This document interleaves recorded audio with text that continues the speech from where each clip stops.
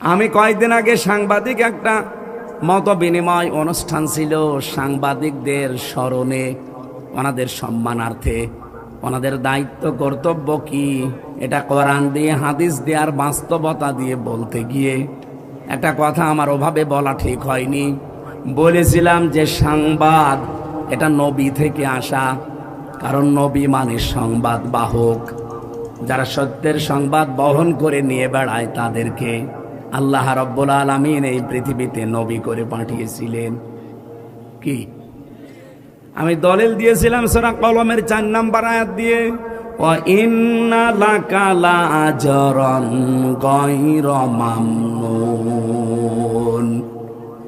আপনি শব্দের দিকে খেয়াল করেন, ওয়া ইন্না লাকা লাআজরান, অবশ্যই আপনার জন্যে, অবশ্যই আবার লাগিয়েছেন ওয়া ইন্না লাকা লাআজরান, অবশ্যই আপনার জন্য হে নবী।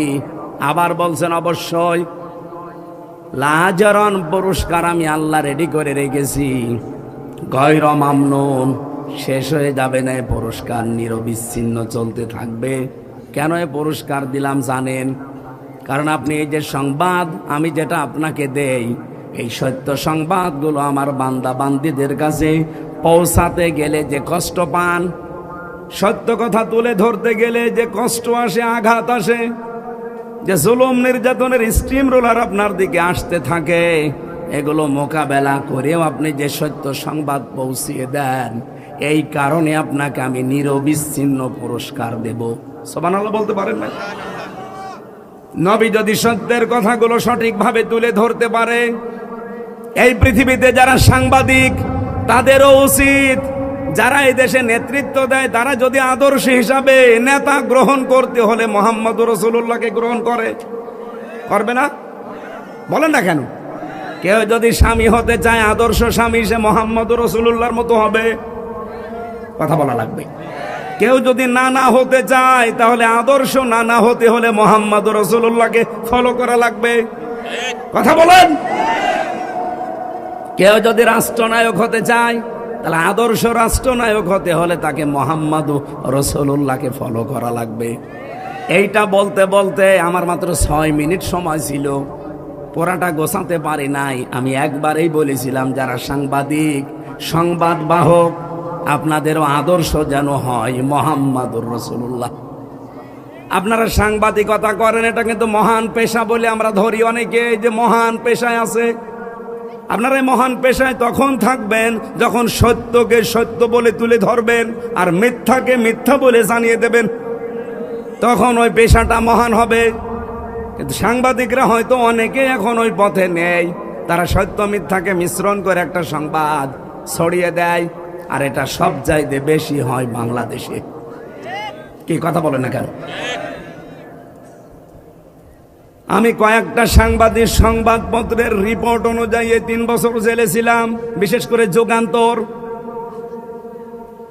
টেলিভিশনের ভেতরে ডিবিসি, সময় টিভি, আর টিভি, এরা এমন এমন ভাবে কালার করার জন্য নিউজ বানায়। হ্যাঁ, আমি কথা বলেছি ঠিক, কিন্তু কথাগুলোরা আগের কথা পরের কথা কেটে মাঝখানটা দিয়ে দেয়। এমন ভাবে হেডলাইন বানায় যে দোষ আমারই মনে হয়, অথচ পুরা 1.5 ঘন্টা 2 ঘন্টা বক্তব্য শোনে না, মাত্র 1.5 মিনিট 2 মিনিট শোনে। আমি সাংবাদিকদের সম্মানার্থে যে কথাগুলো বলেছিলাম, ওখানে প্রায় 6 মিনিট, সেখানে মাত্র 25 সেকেন্ড দিয়েছে, আর 5 মিনিট 35 সেকেন্ড কেটে দিয়েছে। মানুষ তো এমনি ভুল বসবে। আর এটা শোনার পরে আগা নেই মাথা নেই, এই যে কিছু পীর নামে কলঙ্ক, এগুলো আমি কলঙ্কই বলি। কারণ যাদের পেট পূজা ধান্দাবাজি ছাড়া দুনিয়ায় কিছু নেই, খালি গলাবাজি ধান্দাবাজি করে চলছে, মানুষকে ধোকা দিয়ে বোকা বানিয়ে এরা ফতোয়া দেওয়া আরম্ভ করে দিল, হামজা কাফের। আপনি জানেন, কেউ যদি কাফের না হয়, ওইটা কিন্তু ঘুরে যে বলবে তার দিকে যায়। কথা বলেন না কেন? তো আপনি জানেন না আমি কোন নিয়তে বলেছিলাম, কোন সিচুয়েশনে বলেছিলাম, কোন অবস্থায় বলেছি, ওটা আমি জানি আর আমার আল্লাহ জানে। কারণ আমলের ফলাফল নিয়তের উপরে নির্ভরশীল। ইন্নামাল আমালু বিন্নিয়াত, এই কথা বলছে না। আমার আকীদার বিষয়, তার প্রকাশ করার বিষয় না, এটা তো মনের বিষয়। আমি রাসূলুল্লাহকে খাটো করার জন্য ওনাকে এই সংবাদ সম্মেলনে সাংবাদিকদের এই মত বিনিময় সভায় আমি ওনাকে সাংবাদিক বলে ডাক দিয়েছি না, আমি বলেছি রাসূলও সংবাদ পৌঁছিয়েছেন, আপনারা যদি সংবাদ রাসূলের মতো পৌঁছান আপনাদেরকেও আল্লাহ পুরস্কার দেবে। এই কথাটা ভুল কিসের? আপনি কাটছাট করে শুনলে তো ভুল মনে হবে। এটা নিয়ে সারা দেশে কিছু মানুষ যারা কুয়ার ব্যাং, চার দেওয়ালের মাঝে যাদের অবস্থান, এরা ফতোয়াবাজি আরম্ভ করে দিল। কেন নবীকে সাংবাদিক বলল? অথচ নবী শব্দের শাব্দিক অর্থ হচ্ছে সংবাদ বাহক। যারা সংবাদগুলো বহন করে নিয়ে বেড়ায় তাদেরকে বাংলায় সাংবাদিকই বলে। উনি আমারে বলছে আমি সাংবাদিক নবীকে বলি না, বলি মেসেঞ্জার। মেসেঞ্জার মানে কি? মেসেঞ্জার তো আরো খারাপ শব্দ।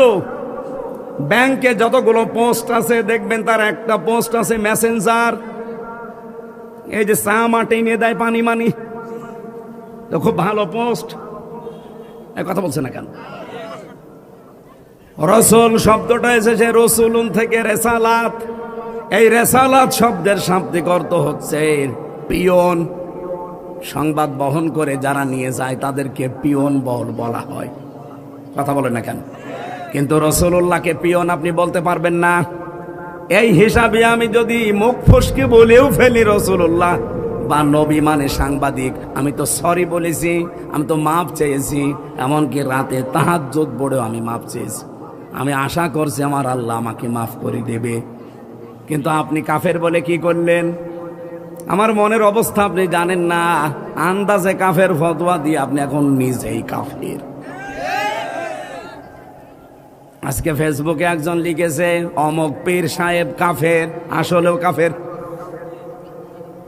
এত ফতোয়া আসে আপনার ফতোয়া তো হাসিনার বিরুদ্ধে শুনি না, আপনার ফতোয়া ডক্টর জাফর ইকবালের বিরুদ্ধে শুনি না, আপনার বিরুদ্ধে ফতোয়া তো ওবায়দুল কাদেরের বিরুদ্ধে শুনি না, আপনার ফতোয়া শাহিন চাকলাদারের বিরুদ্ধে শুনি না। আপনার যত ফতোয়া সব আমির হামজা আর মিজানুর রহমান আজহারির বিরুদ্ধে। আপনি যে নাম নিয়ে বসে আছেন, এই নামটাই তো আমার কাছে মনে হয় যে এটা একটা নতুন জিনিস। ইসলামে পীর বলে কিছুই তো আমরা পাই না। কিসের পীর আপনি? আমি আপনাকে ছোট খাটো করার জন্য না, পীর শব্দটা যে নিয়েছেন এটা কোন জায়গায় আছে বলেন? আপনি যে বলছেন নবীকে সাংবাদিক বলা যাবে না, মেসেঞ্জার বলা যাবে কোন ফাঁকে? আপনি যে নিজেই বললেন নবী মেসেঞ্জার। এই কথা বললে নবীর সম্মান আরো খাটো হয়। ব্যাংকে যারা পানি চা টেনে দেয় তাদেরকে আমরা মেসেঞ্জার বলি। এরকম একটা পোস্ট আপনি নবীর নামে লাগিয়ে দিলেন। আর সাংবাদিক যে কত উপরের পোস্ট সেটাকে আপনি ফালতু শব্দ বললেন। উল্টা পাল্টা নাম দিয়ে আবল তাবল করে আমারে নাই ছোট করেন। কিন্তু সারা পৃথিবীর যারা হক্কানি সাংবাদিক, যারা ন্যায় পরায়ণতার উপরে টিকে আছে, সাংবাদিক মাহমুদুর রহমানকে আপনি খাটো করেছেন। এই কথা বলছেন না কেন? সাংবাদিক ইলিয়াসকে আপনি খাটো করেছেন। সাংবাদিক কনক সরওয়ারকে আপনি খাটো করেছেন। যারা জীবনের উপরে রিস্ক নিয়ে সংবাদগুলো প্রচার করে সেইটাকে আপনি ফালতু বললেন। আমি যে কথা তুলেছিলাম এটা বোঝানোর জন্য বলছি, খেলাফতের দায়িত্ব পালন করা দরকার জমিনে। আজ হাজারো পীর এই দেশে, 48,000-এর উপরে পীর। আমি তো যতটুকু খোঁজ রাখি পৃথিবীতে এমনও দেশ আছে যে 48,000 মানুষও নেই, অথচ পীর এই দেশে 48,000। এত পীর, একটা কেউ রাজপথে পাওয়া যায় না, জমিনে পাওয়া যায় না। নর্থ সাউথ বিশ্ববিদ্যালয়ে কোরআনের উপরে লাথি দিয়েছে, থুতু দিয়েছে, সেখানে ফতোয়াবাজি করতে পারো না। 48,000 পীর যদি একবারে রাজপথে নেমে বলে এর বিচার না হলে কেউ দরবারে ফেরত যাব না, বিচার কালকেই হবে। কোথায় আছেন আপনি? আপনি তো শুধু ভড়ি আর জব বানিয়ে ব্যস্ত আছেন। আপনি বলেন তো বাংলাদেশের একটা পীরকে দেখান যার ভড়ি বড় না, দেখান। আমি তো যতগুলো দেখেছি ওদের ভড়ি আর জহব্বা ছাড়া কিছু পাইনি। এত বড় বড় ভড়ি, যেটা ফতোয়াবাজি করে কাফের বলে, ওরও ভড়ি এরকম। চেয়ারে বসলে মনে হয় যে মাগুর মাছ, পেট মোটা মাছ।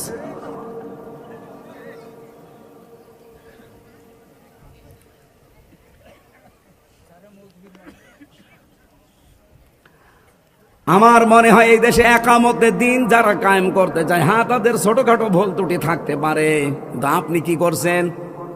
তাদের মতো এই 17 বছর জেল জুলুম সহ্য করেছেন, একটা বার জেলে গেছেন আপনি? রিমান্ড কি বসেন? 11 ঘন্টা আমার টাঙিয়ে রেখেছিল উল্টো করি, মাথায় দড়ি দিয়ে। আপনারা কয় ঘন্টা টাঙিয়েছে? বলো রসুলের মর্যাদা রাখে না। রসুলের মর্যাদা ঠিক রাখতে গিয়েই তো 3 বছর জেল খাটলাম। হয়তো আমি প্রথম দিনই যদি মেনে নিতাম যে ঠিক আছে বাবা শাহজালাল সব হালাল, 3 বছর না 3 ঘন্টা আমার জেলে থাকা লাগতো না। কুষ্টিয়া থেকে যখন নিয়ে যাচ্ছিল প্রতিমধ্যে আমারে ছেড়ে দিত, কারণ যাওয়ার সময় তো বারবার আমারে বলছিল ছাত্রলীগের শুধু ওলামা লীগ বলে একটা দল ছিল, ওই সময় ছিল না, ওই দলের সদস্য হবেন শুধু বিশ্ববিদ্যালয়, বাকি আপনার কিছু করা লাগবে না, কারণ আপনি আসলে আমরা অনেক মানুষ নিয়ে আসতে পারবো, এই ধান্দায় ছিল তারা। আমি একবারে কাটছাট বলেছিলাম না, আপনারা যা ইচ্ছা তাই করতে পারেন। মিথ্যা মামলা দিয়েছেন এটা আমি জানি, যে আরো দিন, কিন্তু আমি সত্যের উপরে যেটা আমি বুঝেছি, এক চুলো আমারে নড়াতে পারবে না। রিমান্ডের পর রিমান্ড দিয়েছি, প্রথম 5 দিন দিয়ে হয়নি, আবার দিয়েছে 5 দিন। আর রিমান্ডে কি সরাসরি জায়গায় আয়না ঘরে নিয়েছে, মাটির নিচে। আমি দেখতাম ওই জায়গায় হঠাৎ রাত 2টার সময় 5-7 জন মুখ বান্ধা আমার পাশ থেকে একজনকে বলছে ওঠেন। ওঠেন মানে এখন বাজে রাত 2টা, কোথায় যাব, চলেন। ও মনে করছে ছেড়ে দেবে, পরে বের করে নিয়ে খাঁচা থেকে হঠাৎ মাথার উপরে কালো কাপড় লাগিয়ে পেছনে হাত হ্যান্ডকাপ দিয়ে বেঁধে দিল। কান্নাকাটি করছিল মাটির নিচে। আমি সত্য কথা বলছি, এই যে কোরআন আমার সামনে। আমারে বলছে হামজা ভাই গেলাম, এরা যে কি করবে আমার বোঝা হয়ে গেছে। মুখ আমার যখন বেঁধে ফেলেছে কালো কাপড় দিয়ে, হাত যখন পেছনে বেঁধে ফেলেছে, 4-5 জন মিলে নিয়ে যাচ্ছে, তার মানে আমি বুঝে ফেলেছি আমার জীবনের শেষ দিন। এইরকম সিচুয়েশন আমি নিজে ফেস করে এসেছি। আর আপনি ফতোয়াবাজি করেন বসে বসে, না?